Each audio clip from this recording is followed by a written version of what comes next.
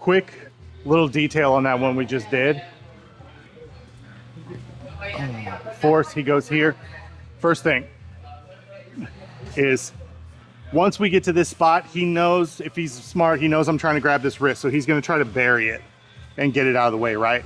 So just take a C grip behind his tricep, attach it to your hip, and you can really drive your weight into it and get that wrist.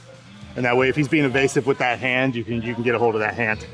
Now, when we come through, we make our play here, we pull him towards us. This is why I like the wrist ride. If we rotate him here, this is fine, this works, but he does, if he frees this hand, he's gonna hand fight me.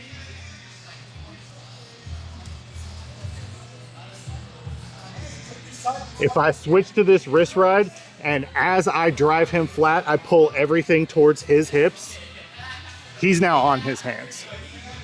I'm not catching a hand fight here. Hand fight me. Get your hands free and hand fight me. He's not gonna win that race. So that's why we do the wrist ride there.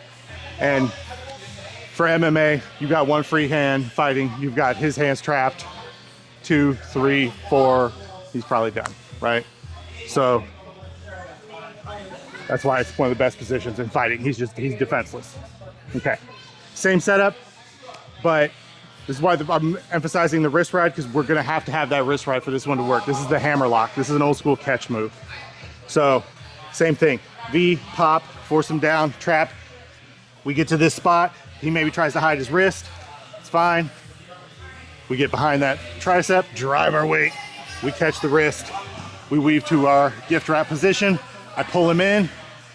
This is where the wrist ride's real important. I get that wrist and I pull it towards his hips and I flatten him out.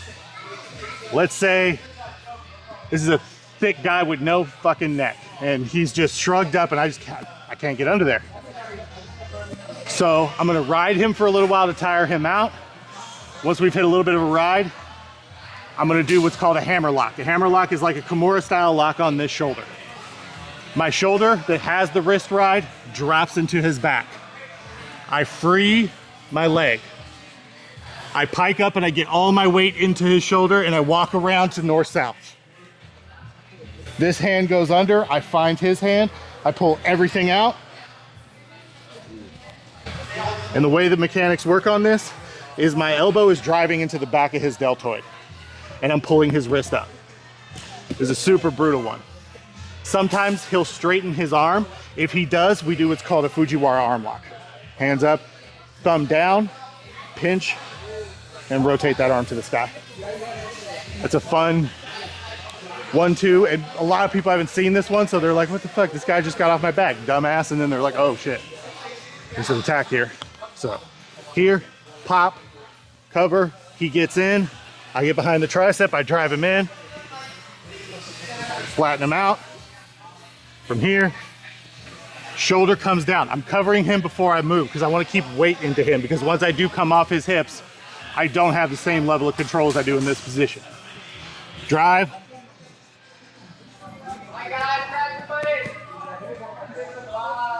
The more you walk your hips around while you got that, the more pressure you're torquing into the back of that shoulder, and it sucks. It's just like it's like a belly down Kimura. It's just not a good time. All right, one last time.